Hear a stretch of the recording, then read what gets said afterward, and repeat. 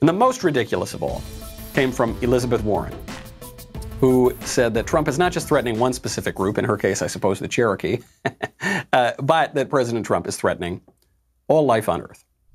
We are reaching a moment on our planet in which the crisis that is upon us may no longer be one that we will be able to successfully fight back against. The climate crisis is here, and no, it is not, the science around this is not controversial. The science is clear. In fact, you know what scares me to death? Is every time we get more data and reanalyze the data, what we discover is the problem's even worse than we thought. We have even less time than we thought. And so what has Donald Trump done for 4 years? He not only hasn't made things better, he has actively made them worse. Donald Trump threatens the existence of human life, of all life on this planet. Can somebody get Senator Warren a fainting couch, please? She is becoming positively hysterical.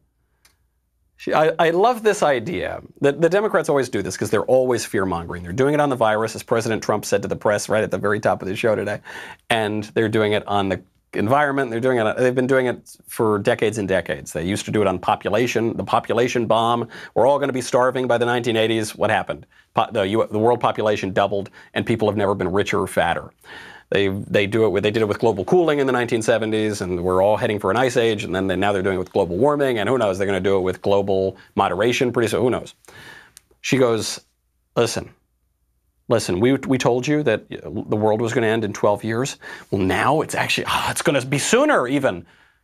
Said sooner, 10 years. Is that enough to get you all terrified?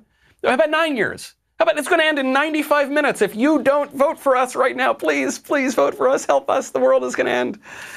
I don't think so. AOC told, 2 years ago, she told us it was going to end in 12 years. Keep track of that clock, by the way, because now we're down to 10 or even less than 10. Actually, a couple years ago, Prince Charles, one of the kookier members of the British royal family, told us the world was going to end in 18 months, which by my clock means that the world has ended. It's over. It's ended. And I guess, are we in heaven now? Or are we in hell? Uh-oh. Well, looking around the political scene, doesn't feel like heaven.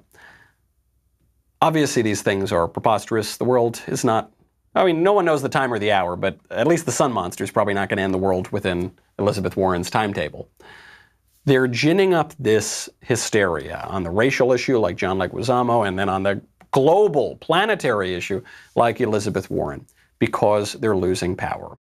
I hope you enjoyed that short segment from the Michael Knowles Show. Be sure to check out the full episode linked in the description or download the podcast wherever you listen to podcasts.